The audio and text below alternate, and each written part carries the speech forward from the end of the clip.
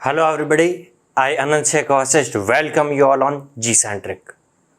हमने अभी तक इलेक्ट्रोस्टैटिक फील्ड डिस्कस किया है बट फ्री स्पेस में। अब हम डिस्कस करेंगे मटेरियल स्पेस में फील्ड्स डिफरेंट मटेरियल के हिसाब से क्या अपना बिहेवियर में चेंज लेकर के आता है।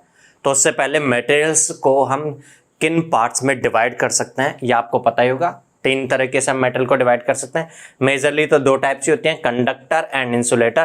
कंडक्टर्स वो होते हैं जो रूम टेम्परेचर पर कंडक्टर की तरह एक्ट करें, इंसुलेटर जो होता है जो इंसुलेटर की तरह एक्ट करें। आप कंडक्टर की तरह एक्ट करें, इंसुलेटर की तरह एक्ट करने का मतलब इनका कंडक्टिविटी जो होगा वो काफी हाई होगा, 1 से काफी ग्रेटर होगा, ठीक है। और ऐसा तब होगा जब इसमें नंबर ऑफ फ्री चार्जेस होंगे। फ्री चार्ज का मतलब क्या होगा कि इलेक्ट्रॉन्स फ्री होता है, लेकिन इंसुलेटर्स की कंडक्टिविटी बहुत कम होती है, लेस देन 1 होती है, 1 से काफी लेस होती है, ठीक है। इन इंसुलेटर्स को ये हम दूसरे फॉर्म में यहां पर नेम और बोलेंगे, हम यहां पर हम डाई इलेक्ट्रिक बोलेंगे इनको, डाई इलेक्ट्रिक। अच्छा, और ऐसा मटेरियल सेमीकंडक्टर जो 0 डिग्री केल्विन पर तो जिसमें फ्री चार्जेस नहीं होते, लेकिन रूम टेम्परेचर पर कुछ अमाउंट में फ्री चार्ज होता है, that is semiconductor. Electromagnetic field theory में हमें सेमीकंडक्टर को डिस्कस नहीं करना है, सेमीकंडक्टर से रिलेटेड फिजिक्स डिस्कस नहीं करनी है, या आपके इलेक्ट्रॉनिक डिवाइसेज एंड सर्किट्स जो आप पढ़ते हैं ईडीसी, वहां पे सेमीकंडक्टर फिजिक्स अलग से यूनिट होता है, वहां डिस्कस करते हैं। यहाँ पर हमें देखना है इलेक्ट्रिक फील्ड कंडक्टर और इंसुलेटर्स पर डिफरेंट तरीके से, मतलब कंडक्टर और डाइलेक्ट्रिक पर किस तरीके से इफेक्ट्स अपने वेरी करता है अकॉर्डिंग टू मटेरियल्स, ठीक है। तो हमने इससे पहले जो पैरामीटर्स डिस्कस किए थे उनमें एक पैरामीटर जैसे ही मटेरियल की बात आ जाती है तो पिक्चर में आता है, और वो है करंट। क्या करंट के बारे में हम तो जानते हैं, क्या बोलते हैं हम करंट को?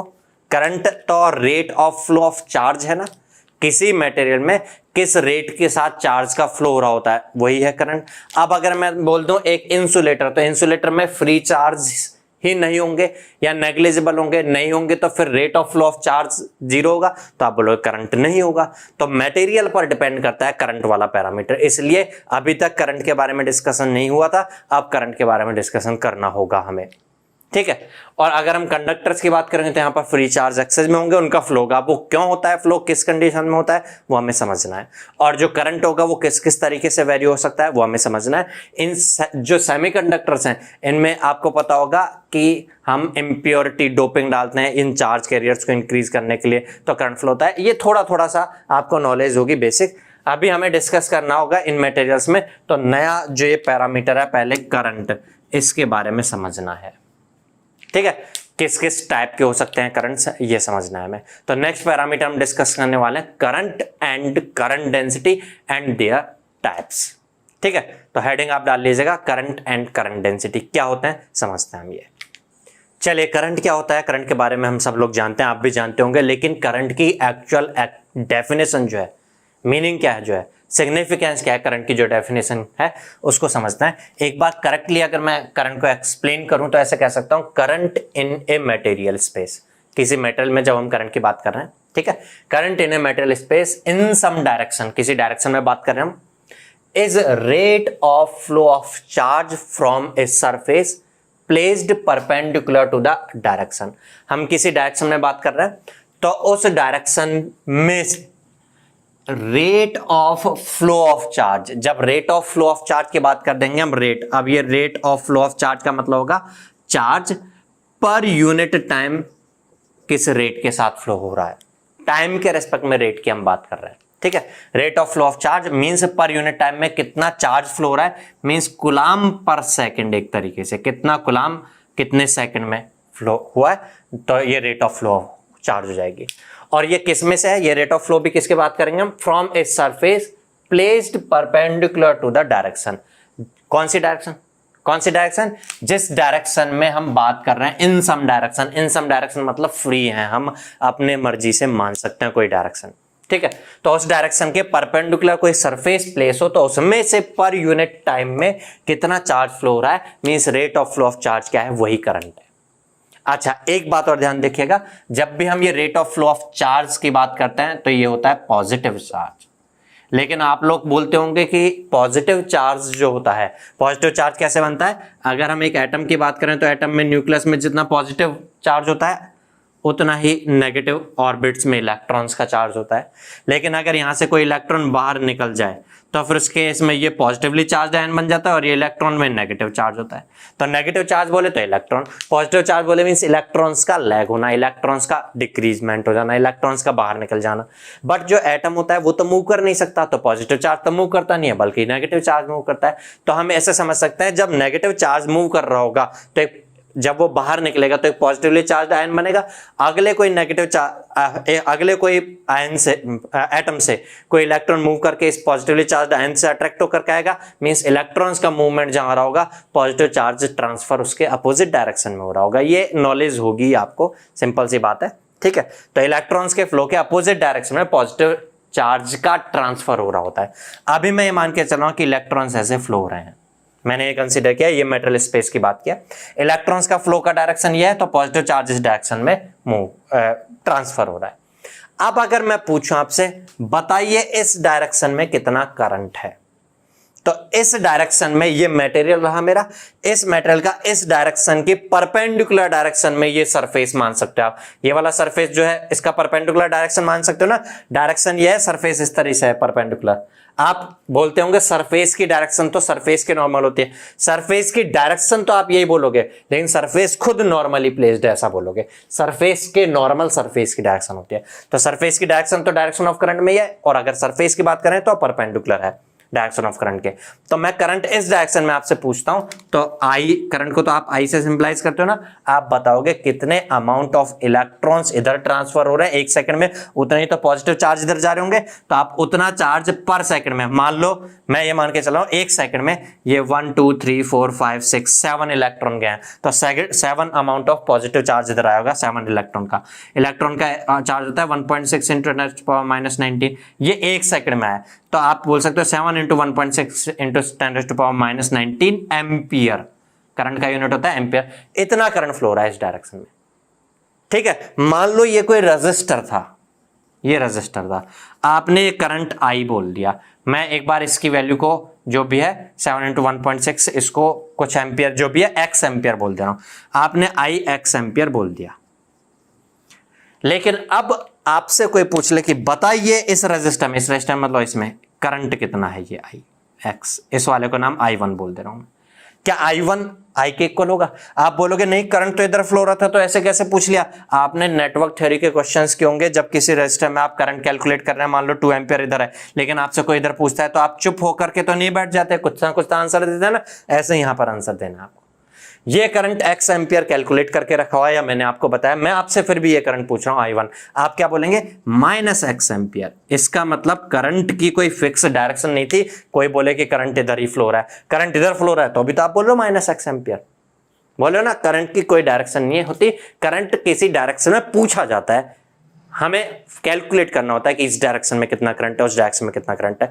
तो आपने बोला इस डायरेक्शन में एक्स है, अब ये तो मैंने इस एग्जांपल की बात की, अब मैं मान ले रहा हूं कि ये x की वैल्यू 2 एम्पियर है, इस डायरेक्शन में करंट 2 एम्पियर है, इस डायरेक्शन में करंट कितना है? -2 एम्पियर है। अब मैं पूछता हूं इस डायरेक्शन में कितना करंट है, तो आप क्या करेंगे? इस डायरेक्शन में ये जो सरफेस है ये क्रॉस, अच्छा परपेंडिकुलर टू द डायरेक्शन बोलो या क्रॉस सेक्शनल सरफेस एरिया बोलो, एक ही बात है ना, तो ये क्रॉस सेक्शनल सरफेस एरिया इस डायरेक्शन में, इसमें से कोई इलेक्ट्रॉन या कोई चार्ज फ्लो हो रहा है क्या? नहीं, चार्ज तो सारा इधर फ्लो हो रहा है, तो आप बोलोगे इस डायरेक्शन में करंट 0 एम्पियर है, या अपोजिट डायरेक्शन में करंट 0 एम्पियर है, कोई उधर चार्ज नहीं जा रहा है। मैं पूछूं नीचे की तरफ कितना करंट है, आप बोलोगे 0 एम्पियर, मैं पूछूं ऊपर की तरफ कितना करंट है, आप बोलेंगे 0 एम्पियर है। क्लियर है बात? अगर यही हम करंट डेंसिटी की बात करें तो करंट डेंसिटी करंट से कैसे डिफरेंट है समझिएगा। करंट डेंसिटी क्या है? करंट डेंसिटी पहली बात तो एक वेक्टर क्वांटिटी है। अब आप बोलोगे करंट भी तो वेक्टर क्वांटिटी लग रही थी, डायरेक्शन में बोल रहे थे, लेकिन ये तो हमारी मर्जी की बात है ना, हम चाहे तो इस डायरेक्शन में बोले चाहे इस डायरेक्शन में बोले। इस डायरेक्शन में 2 एम्पियर आ गया था, इस डायरेक्शन में -2 एम्पियर आ गया था, इस डायरेक्शन में भी तो बोल दिया था हमने 0 एम्पियर। तो करंट का कोई ऐसा डायरेक्शन नहीं है कि भाई इस डायरेक्शन में होगा इस पर्टिकुलर केस में, बल्कि हमारी मन माफिक हम चाहे जिस डायरेक्शन में बोल सकते हैं करंट को। तो करंट का डायरेक्शन नहीं है, ठीक है। अगर डायरेक्शन है भी तो ये ऐसी डायरेक्शन से होगी कि जो फिर वेक्टर रूल्स को फॉलो नहीं करेगी। यहां से ये समझ में आता होगा, हमने स्टार्टिंग में लेक्चर में समझा भी था कि ये टेंसर क्वांटिटी होती है, डायरेक्शन तो दिख रही है इसकी पर वेक्टर वाली डायरेक्शन ऐसा नहीं बनेगा ये, ठीक है, वेक्टर के रूल्स को फॉलो नहीं करेगी। तो current density is a vector quantity, और ये वेक्टर क्वांटिटी जो होगी इसका डायरेक्शन होगा always in the direction in the flow of positive charge. हमारा इस केस में पॉजिटिव चार्ज का फ्लो इलेक्ट्रॉन्स के चार्ज के अपोजिट फ्लो के डायरेक्शन में होगा, तो इस डायरेक्शन में करंट डेंसिटी का डायरेक्शन भी इस डायरेक्शन में होगा। अब ये होता क्या है, पहली बात तो जिस डायरेक्शन में पॉजिटिव चार्ज फ्लो हो रहा है उस डायरेक्शन में होता क्या है, it is rate of flow of charge flow per unit time. ये तो करंट की सी डेफिनेशन रख रही है, रेट ऑफ फ्लो ऑफ, या आप बोले charge flow per unit time, current ही तो होता है from a unit surface area. फर्क बस इतना सा है, from a unit surface area placed perpendicular to the charge flow, positive charge flow के परपेंडिकुलर डायरेक्शन में जो यूनिट सरफेस एरिया प्लेस्ड माने अगर हम, तो उसमें से जो करंट फ्लो हो रहा होगा, charge flow per unit time means current, तो उसमें से जो करंट फ्लो रहा होगा उस स्पेशल करंट को हम बोलेंगे करंट डेंसिटी। फर्क क्या है, अगर मैं आपसे पूछूं यहाँ कितना करंट फ्लो रहा होगा, तो ये एरिया जितना भी दिख रहा होगा, चाहे से इस एरिया की वैल्यू 10 मीटर स्क्वायर हो या 5 मीटर स्क्वायर हो या 0.5 मीटर स्क्वायर हो, इसमें से पर यूनिट टाइम मींस 1 सेकंड में कितना चार्ज फ्लो रहा है वो करंट था। लेकिन इस डायरेक्शन में भी पूछ लिया था करंट तो मैंने, लेकिन इसी डायरेक्शन में यूनिट सरफेस एरिया लेकर के चले, अगर हम एरिया कितना लेके चले, हम यूनिट वैल्यू का लेके चले, तो उसमें से पर यूनिट टाइम में कितना चार्ज फ्लो हो रहा है वो होगी करंट डेंसिटी। और ये जनरली जे वेक्टर से हम रिप्रेजेंट करते हैं, बाकी कहीं किसी क्वेश्चन में, कहीं किसी बुक में किसी और सिंबल से भी रिप्रेजेंट हो सकती है। हम जनरली कहीं पर जो दिखता है वो जे वेक्टर दिखता है, तो इसलिए हम भी जे वेक्टर से रिप्रेजेंट करेंगे। तो आप समझ सकते हो जे वेक्टर इस डायरेक्शन में होगा क्योंकि इस डायरेक्शन में पॉजिटिव चार्ज फ्लो हो रहा है और वो होगा यूनिट एरिया में से। अब मैं इस डायरेक्शन में करंट पूछूं आपसे करंट तो मैं किसी डायरेक्शन में पूछ सकता था, इस डायरेक्शन में करंट कितना होगा, तो वो केवल इस एरिया में से नहीं होगा बल्कि इस पूरे एरिया में से होगा। अब हो सकता है कि करंट डेंसिटी जो है वो हो सकता है बीच में ज्यादा अमाउंट में चार्ज फ्लो हो रहे हो, अगल बगल में कम हो, या ऐसा हो सकता है बीच में क्योंकि चार्ज एक दूसरे को रिपेल करते हैं, हाँ, भाग तो रहे हैं इस तरफ लेकिन रिपेल करते हैं तो थोड़ी कम डेंसिटी के साथ है, अगल बगल में ज्यादा डेंसिटी के साथ हो, तो जो करंट डेंसिटी है वो अलग अलग यूनिट एरिया में से अलग अलग वैल्यू के साथ हो सकता है। तो करंट डेंसिटी वाला जो वेक्टर है वो जरूरी नहीं है कि यूनिफॉर्म हो, नॉन यूनिफॉर्म भी हो सकता है। अगर नॉन यूनिफॉर्म है करंट डेंसिटी, तो करंट कितना हो रहा होगा, करंट इसमें से फ्लो होने वाला चार्ज पर यूनिट टाइम है, करंट डेंसिटी यूनिट एरिया में से फ्लो होने वाला चार्ज पर यूनिट टाइम है।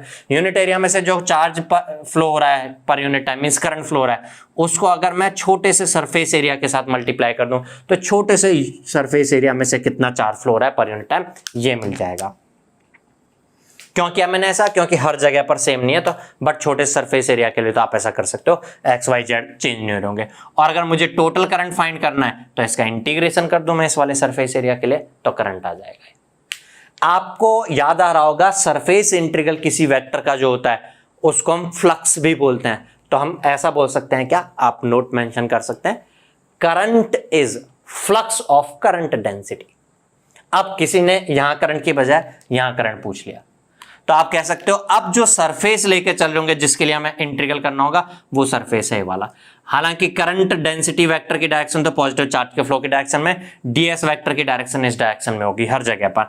तो आप कह सकते हो दोनों का डॉट प्रोडक्ट जब करोगे तो cos 180 आएगा, cos 180 मींस नेगेटिव, तो जो वैल्यू पहले आ रही थी उसी की जस्ट नेगेटिव आ जाएगी। तो पहले वाले वैल्यू टोटल करंट मान लो 2 आ रहा था, तो आप कोई इस डायरेक्शन में पूछे आपसे करंट तो -2 आ जाएगा, अपोजिट आ जाना चाहिए, नेगेटिव आ जाना चाहिए। हम भी जानते हैं नेटवर्क थ्योरी में हम यूज में लेते हैं, तो यहां पर भी हमें ये समझ में आ रहा है नेगेटिव क्यों आता है, क्योंकि अगर आप इस डायरेक्शन में पूछ रहेंगे तो जो सरफेस होगा उसका डायरेक्शन करंट डेंसिटी के अपोजिट डायरेक्शन में, तो डॉट प्रोडक्ट में cos 180 होकर नेगेटिव बन जाएगा।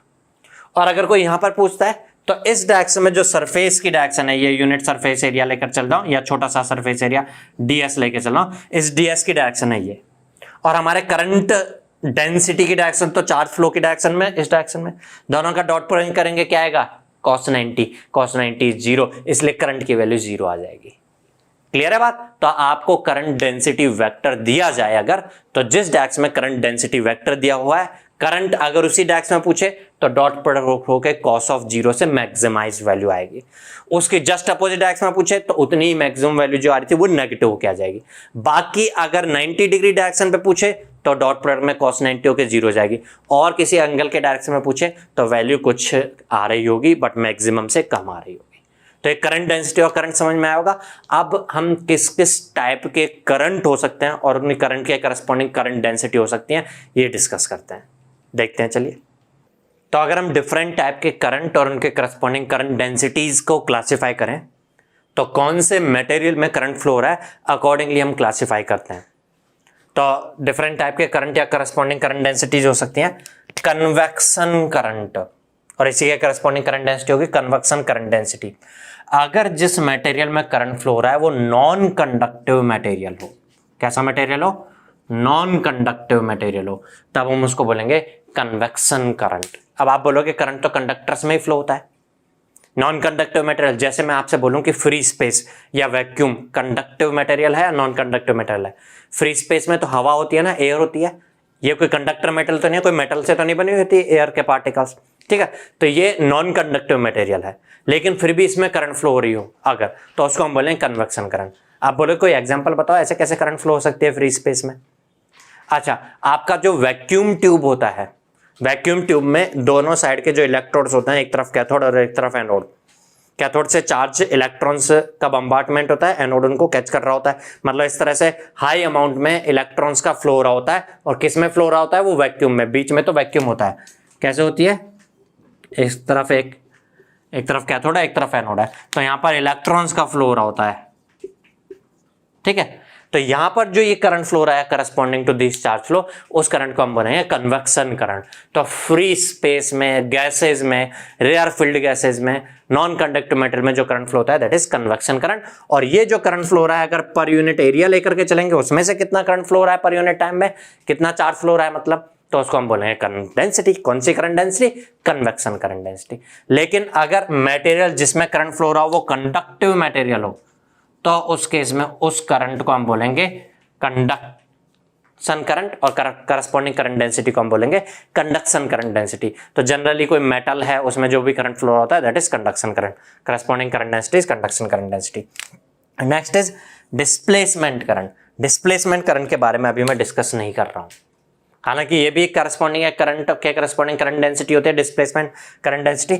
बस यहां पर मैं थोड़ा सा बता दे रहा हूं, ये स्टैटिक फील्ड से रिलेटेड नहीं है बल्कि ये टाइम वेरिंग बोलो या डायनेमिक बोलो, उन फील्ड से रिलेटेड है, टाइम वेरिंग फील्ड से रिलेटेड है। लेकिन अभी हमने जो इलेक्ट्रिक फील्ड पढ़ा है वो तो स्टैटिक है ना, तो इसलिए डिस्प्लेसमेंट करंट क्या होता है हम नहीं समझ सकते अभी एट दिस पॉइंट। बट ये भी एक टाइप का करंट और करस्पॉन्डिंग करंट डेंसिटी होती है, आगे जाके हम डिस्कस करेंगे। तो एक बार कन्वेक्शन करंट या करंट डेंसिटी और डिस्प्लेसमेंट करंट डेंसिटी को कैसे प्रॉब्लम्स अगर हम आए तो जे वेक्टर जो है करस्पॉन्डिंग करंट डेंसिटी उसको कैसे कैलकुलेट कर सकते हैं वो थोड़ा सा यहाँ पर हम समझ लेते हैं। चलिए देखते हैं इसको। चलिए तो एक बार कन्वेक्शन करंट डेंसिटी को समझने के लिए मैंने ये मान के चल रहा हूं कि ये चार्ज का फ्लो हो रहा है, उस चार्ज फ्लो का जो ये बीम है इसको स्टडी कर रहे हैं।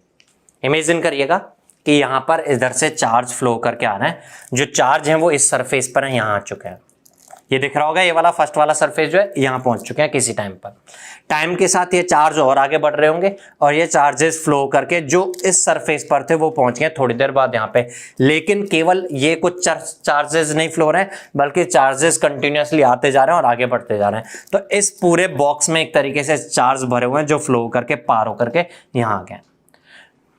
ये जो डिस्टेंस कवर किया वाई डायरेक्शन में, इन चार्जेस ने डेल वाई डिस्टेंस कवर कर लिया, मैं मान के चल रहा हूं। और यहां पर थे ये 1 2 3 4 5 ऐसे यहां पहुंच गए, थोड़े टाइम में पहुंचे ना, ये जितने टाइम में पहुंचे यहां से यहां तक वो टाइम में कंसीडर करके चल रहा हूं, डेल टी टाइम है। अच्छा, डेल टी टाइम में चार्जेस का फ्लो हो रहा है। अगर हम करंट की बात करें तो करंट जो होता है वो तो होता है rate of flow of charge. तो मैं कंसीडर करूं अगर कि यहां से इस वाले सरफेस से इस सरफेस से टोटल चार्ज जो फ्लो हो गया है दैट इज डी क्यू, और कितने टाइम में, डेल क्यू मान ले रहा हूं मैं, डेल क्यू चार्ज फ्लो हो गया है, कितने टाइम में फ्लो हुआ है मैं कह सकता हूं कि यहां पर मैंने स्टडी करना स्टार्ट किया टाइम t इक्वल टू 0 पर, फिर 1 2 3 4 5 6 7 8 9 कितने टाइम, डेल टी टाइम में ये इस बॉक्स के अंदर जितना चार्ज भरा हुआ था वो सारा फ्लो हो गया, जिसको मैं डेल क्यू बोल रहा हूं। कितने टाइम में, डेल टी टाइम में, दैट इज करंट। अब मुझे ये करंट कैलकुलेट करना है। अगर ये करंट मैं कैलकुलेट कर ले रहा हूं तो उसके करस्पॉन्डिंग करंट डेंसिटी को करंट डेंसिटी मैं कैलकुलेट कर लूंगा। और यहां मैं ये कंसीडर करके चल रहा हूं कि ये जो फ्लो हो रहा है चार्जेस का, ये मटेरियल जो है वो free space means non conductive material है, कोई कंडक्टर मटेरियल नहीं है। चलिए कितना चार्ज फ्लो हो गया, तो आप कहोगे जितना इसमें भरा हुआ है उतना चार्ज। अच्छा, ये जो है ये मैंने साइज जो लिया है इसका, हाइट, ये विड्थ और हाइट, ये सेम इसी बार जिसको मैं स्टडी कर रहा था उस बार के इक्वली कंसीडर किया मैंने, बीम का जो पार्ट था। ठीक है, तो इसका जो हाइट इंटू विड्थ जो इसका क्रॉस सेक्शनल एरिया है, ये वाला क्रॉस सेक्शनल एरिया होगा ना, इसको मैं ए कंसीडर कर रहा हूं। अब आप कहोगे जितना इसका वॉल्यूम है वो कैलकुलेट कर लूं अगर मैं, उसमें पर यूनिट वॉल्यूम, इस वॉल्यूम में छोटे छोटे पार्ट्स होंगे ना वॉल्यूम के, तो यूनिट वॉल्यूम में कितना चार्ज भर सकता है वो अगर मुझे पता हो तो इस वॉल्यूम के लिए टोटल चार्ज कितना इंक्लूड होगा वो कैलकुलेट कर सकता हूं। ठीक है, तो मैं ये मान के चल रहा हूं कि यहां पर चार्ज डेंसिटी जो है that is rho V, per unit volume में इतना चार्ज है, मल्टीप्लाई बाय वॉल्यूम करें। वॉल्यूम क्या होता है? Height into width into length. इस बॉक्स का height into width into length, इसका width into length, width into height, तो हो गया ए। लेंथ से और मल्टीप्लाई करना, लेंथ इज डेल वाई, तो हो जाएगा A into del Y divide by del T. Clear हो गया ये बात? अब जो चार्ज डेंसिटी है, तो आपने एक टर्म पढ़ी होगी concentration, charge concentration. Charge concentration का मतलब हो जाता है यूनिट एरिया में कितने नंबर ऑफ चार्ज कैरियर्स हैं। चार्ज कैरियर कंसंट्रेशन बोलना चाहिए मुझे इसके बजाय। जो अगर एन टाइप मेटेरियल रहता है तो एन, और पी टाइप मेटेरियल रहता है तो पी, ऐसा लेकर के चलते हो जब आप सेमीकंडक्टर की बात कर रहे होते हो। यहां पर मैं जनरल वैसे ऐसे बात करूंगा, N is the total number of charge carriers in unit volume. 1 meter cube में कितने नंबर ऑफ चार्ज कैरियर्स हैं? कितने नंबर ऑफ चार्ज कैरियर्स हैं 1 मीटर क्यूब में? क्या वो चार्ज डेंसिटी है? नहीं। मान लो चार्ज कैरियर्स 50 हैं, लेकिन हर एक चार्ज कैरियर पे 0.5 कूलम चार्ज है, तो यूनिट वॉल्यूम में तो 25 कूलम चार्ज होगा ना। तो चार्ज डेंसिटी अलग चीज है, ये चार्ज कंसंट्रेशन है, मल्टीप्लाई बाय एक चार्ज में कितना, एक कैरियर में कितना चार्ज है वो मल्टीप्लाई कर लूं मैं, और एक कैरियर में जितना चार्ज होता है वो एक इलेक्ट्रॉन के बराबर चार्ज होता है। इलेक्ट्रॉन्स का तो फ्लो हो रहा होगा ना यहाँ पर। ठीक है, तो एन ई ऐसे कह सकता हूं मैं, जनरली हम सिंपलाइज एन ई से कर देते हैं, तो हो जाएगा rho V means N E A और del V by del T, del Y by del T. अच्छा, del Y is the spatial coordinate में, स्पेशल का मतलब स्पेस में, कोऑर्डिनेट्स में एक डिस्टेंस है। डेल वाई इज डिस्टेंस और del T is time. Distance by time क्या होता है? डिस्टेंस बाय टाइम तो स्पीड होती है, वेलोसिटी होती है। ठीक है, तो आप इसलिए इस del Y by del T को कह सकते हो v, और ये वेलोसिटी भी कौन सी डायरेक्शन में? y डायरेक्शन में। y डायरेक्शन में डिस्टेंस लिया है ना हमने, इसलिए वी वाई कंसिडर कर ले रहा हूं। ये y डायरेक्शन में जो वेलोसिटी है वो एक तरीके से चार्ज कैरियर्स की वेलोसिटी है ना, चार्ज कैरियर्स इसी डायरेक्शन में फ्लो रहता ना, ये है चार्ज कैरियर की वेलोसिटी। मतलब एक जो चार्ज कैरियर जो यहां पर था उसने डेल टी टाइम में डेल वाई डिस्टेंस ट्रेवल कर ली, तो del Y by del T उस चार्ज कैरियर की वेलोसिटी बन करके आगे। ये हो गया करंट। करंट डेंसिटी जो होता है वो होता है करंट पर यूनिट एरिया। तो एक करंट में यूनिट एरिया के लिए फाइंड करने के लिए एरिया का डिवाइड कर देंगे, एन ई वी वाई। अच्छा, ये वेक्टर होता है ना, तो ये वेक्टर जो है वेलोसिटी भी वेक्टर ही तो है, कौन सी डायरेक्शन में? वाई डायरेक्शन में। तो ये तो मैग्नीट्यूड था, साथ में इसका डायरेक्शन है ये वाई का। करंट में फर्क इतना सा होगा, करंट जब आप इधर की बजाय इधर फाइंड कर रहे होंगे तो इस डायरेक्शन में कितने डिस्टेंस ट्रेवल की वो बात कर रहे होंगे आप, बट करंट डेंसिटी में तो यही डिस्टेंस है, यही डायरेक्शन को लेकर के चलेंगे, जिस डायरेक्शन में चार्ज का फ्लो हो रहा है उस डायरेक्शन में लेकर चलेंगे, क्योंकि करंट डेंसिटी उसी डायरेक्शन में होता है। तो ये बन के आ गया करंट डेंसिटी। आगे से हम current density J equal to N E V, ये यूज में लेंगे। V is the vector, velocity vector, यहाँ पे वोल्टेज नहीं है, ध्यान रखना, वेलोसिटी वेक्टर, और ये हर एक में अप्लाई होगा। हमने यहाँ पर समझते टाइम पे ऐसा कुछ नहीं देखा कि ये नॉन कंडक्टर है, कंडक्टर क्या है उस हिसाब से बात करें, हम ये कहेंगे। और अगर ये नॉन कंडक्टर है तो ये अप्लाई हो जाए, कंडक्टर में क्या कुछ चेंज होना चाहिए वो कंडक्टर को डिस्कस करने के बाद समझ में आएगा। तो नेक्स्ट हम डिस्कस करने जा रहे हैं कंडक्शन करंट डेंसिटी। उससे पहले convection current means non conductor material के लिए ऐसा ही होगा, माइंड में रखना है। किसी गैसेज में, रेयर फील्ड गैसेज में, वैक्यूम में, फ्री स्पेस में करंट डेंसिटी जो होगी वो इस तरह से रिलेटेड होगी। अब कंडक्टर में क्या होगा वो समझते हैं। चलिए, तो नेक्स्ट कंडक्शन करंट को समझने के लिए मैं मान के चल रहा हूं कि एक कंडक्टर वायर है, थोड़ा सा थिकनेस मैंने शो कर दिया इसका, ठीक है। इसको एक वोल्टेज सोर्स से हमने इस तरह से कनेक्ट कर दिया। वोल्टेज सोर्स में इधर हाई पोटेंशियल होगा, इधर लो पोटेंशियल होगा। हम इतना समझ चुके हैं ना, ये रिलेशनशिप जो होता था ये हमें बताता था पोटेंशियल के डिक्रीमेंट की डायरेक्शन में इलेक्ट्रिक फील्ड होता है, मींस हाई पोटेंशियल से लो पोटेंशियल की डायरेक्शन में इलेक्ट्रिक फील्ड होगा, हाई पोटेंशियल से लो पोटेंशियल की डायरेक्शन में इलेक्ट्रिक फील्ड होगा। अब जब इस डायरेक्शन में इलेक्ट्रिक फील्ड होगा तो जो चार्जेस होंगे उनको फोर्स फील होगा, F equal to Q E. अब चार्ज कहाँ है, ये क्या है, कंडक्टर मटेरियल है। कंडक्टर मटेरियल के हर एक एटम की बात करें, मैं कंडक्टर की बात क्यों करूं, हर किसी भी मटेरियल के एटम्स की बात करूं, उसके जो एटम्स होते हैं उन एटम्स में जो इलेक्ट्रॉन्स होते हैं उनमें नेगेटिव चार्ज होता है। उन नेगेटिव चार्ज वाले इलेक्ट्रॉन्स को अगर मैं इलेक्ट्रिक फील्ड में प्लेस कर रहा हूं इस मटेरियल को, तो उन इलेक्ट्रॉन्स को फोर्स फील होगा। इलेक्ट्रिक फील्ड की सेम डायरेक्शन में, अपोजिट डायरेक्शन में, अपोजिट डायरेक्शन में, क्योंकि चार्ज नेगेटिव है।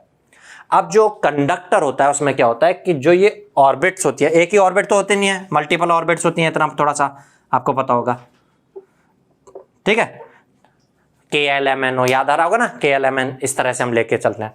तो जो ये आउटर मोस्ट ऑर्बिट होती है कंडक्टर्स के लिए, उसके जो इलेक्ट्रॉन्स होते हैं वो न्यूक्लियस से बाउंड तो होते हैं, क्योंकि पॉजिटिव और नेगेटिव चार्ज के बीच में बाउंडेशन फोर्स तो होगा, बट बहुत कम फोर्स के साथ बाउंड होते हैं। अगर किसी डाइलेक्ट्रिक मींस इंसुलेटर मेटल की बात करें तो बहुत ज्यादा फोर्स के साथ बाउंड होंगे, छोड़ने को राजी नहीं होगा, मतलब ये न्यूक्लियस इसको पकड़ के रखता है। लेकिन कंडक्टर में पकड़ तो रखा होता है थोड़े से फोर्स के साथ, बाहर से तो थोड़ा सा भी कोई दम लगाएगा छूट जाएंगे। यहां से बाहर से दम किसने लगाया, इस इलेक्ट्रिक फील्ड ने लगाया। अगर मैं वोल्टेज सोर्स नहीं अप्लाई कर रहा होता, V0 होता, तो ग्रेडियंट ऑफ V0 होता, कोई इलेक्ट्रिक फील्ड नहीं होता, तो कोई फोर्स नहीं लगता, तब चार्ज फ्लो नहीं होते। करंट क्यों फ्लो होता है, चार्ज फ्लो क्यों होता है, जब हम वोल्टेज सोर्स लगाते हैं तो इलेक्ट्रिक फील्ड डेवलप हो जाता है, इलेक्ट्रिक फील्ड की वजह से फोर्स लगता है इलेक्ट्रॉन्स पर, और आउटर मोस्ट ऑर्बिट वाले इलेक्ट्रॉन्स को बहुत कम फोर्स से बाउंड कर रखा है, इसलिए वो फ्री हो जाते हैं और भागने लगते हैं किस तरफ, जिस तरफ फोर्स लग रहा है। फोर्स किस तरफ लगेगा, क्योंकि क्यू नेगेटिव है इसलिए इलेक्ट्रिक फील्ड की अपोजिट डायरेक्शन में, तो इसलिए अब इलेक्ट्रॉन्स भागने लगेंगे इधर।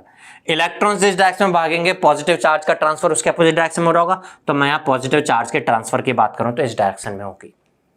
अब वो जो करंट फ्लो रहा होगा पॉजिटिव चार्ज के फ्लो की वजह से, तो आप बोलोगे करंट जो होगा वो कंडक्टर में फ्लो रहा है, कंडक्शन करंट है।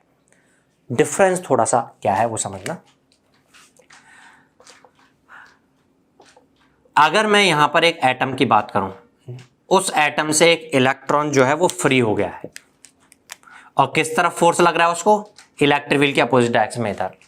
अब वो इधर भागते भागते भागता ही चला जाएगा आगे तक, बिल्कुल भागता चला जाएगा, क्योंकि फोर्स तो लगता ही रहेगा, बट भागता रहेगा अगर रास्ते में कुछ आ ना जाए तो। अगर रास्ता खाली है, साफ है, तो भागता रहेगा। लेकिन अगर हम कंडक्टर मटेरियल की बात करें तो मेटल में केवल एक एटम तो ये था नहीं, और भी एटम्स हैं, तो बीच में ही कोई एटम अगर इसके आ गया, अगर उस एटम से इलेक्ट्रॉन निकल चुका है, क्योंकि इलेक्ट्रॉन तो एटम्स के आउटर मोस्ट ऑर्बिट से निकल ही रहे हैं ना, सभी पर फोर्स लग रहा है।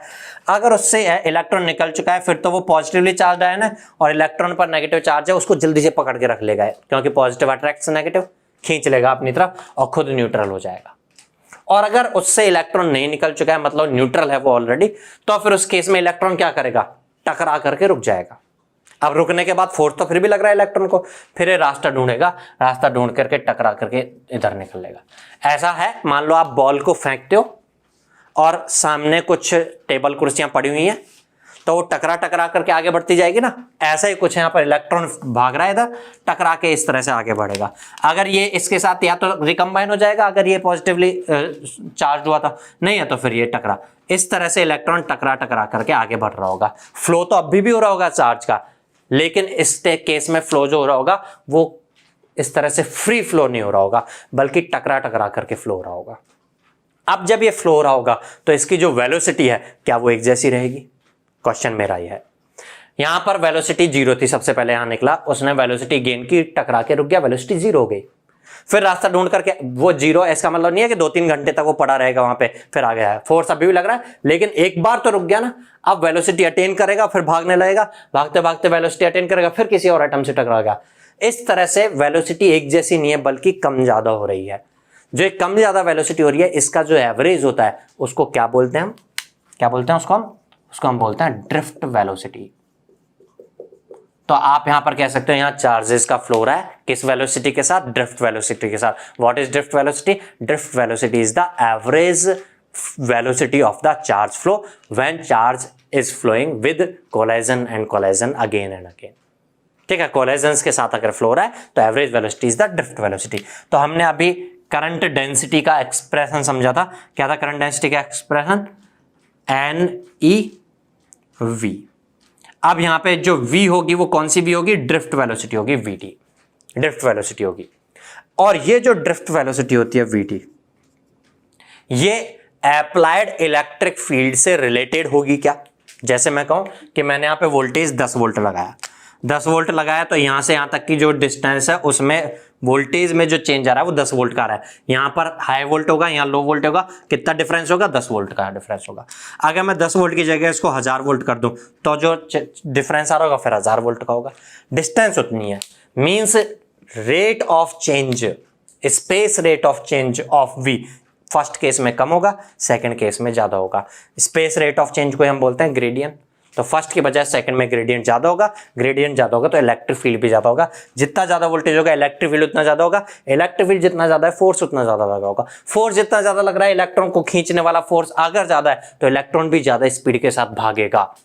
टकराने वाली चीज अभी खत्म नहीं है, टकराएगा तो अभी भी, लेकिन ज्यादा फोर्स की वजह से ज्यादा जल्दी जल्दी उठ करके भागेगा, जल्दी जल्दी उठ के भागेगा और ज्यादा वेलोसिटी के साथ भागेगा।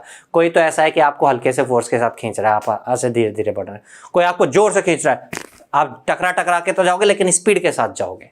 ठीक है, तो वेलोसिटी ज्यादा होगी। तो मैं ऐसे कह सकता हूं क्या जो ड्रिफ्ट वेलोसिटी है ये प्रोपोर्शनल है अप्लाइड इलेक्ट्रिक फील्ड के।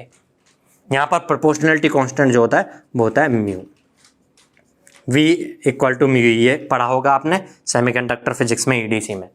इलेक्ट्रिक फील्ड के प्रोपोर्शन होता है और जो ये म्यू होता है इस म्यू को हम बोलते हैं मोबिलिटी। और ये मोबिलिटी किस चीज पर डिपेंड करती है? ध्यान से देखिएगा, अगर इलेक्ट्रिक फील्ड है कुछ अप्लाइड ज्यादा, मैंने 10 वोल्ट की जगह 100 वोल्ट माना है इसलिए इलेक्ट्रिक फील्ड ज्यादा है, लेकिन जो हमारा मटेरियल है उस मटेरियल की जो पैकेजिंग डेंसिटी है, एटम्स का जो स्ट्रक्चर है वो बहुत पास पास है, तो टकरा करके रोकने वाला रुकावट जो होगी फ्लो ऑफ इलेक्ट्रॉन्स को वो ज्यादा होगी।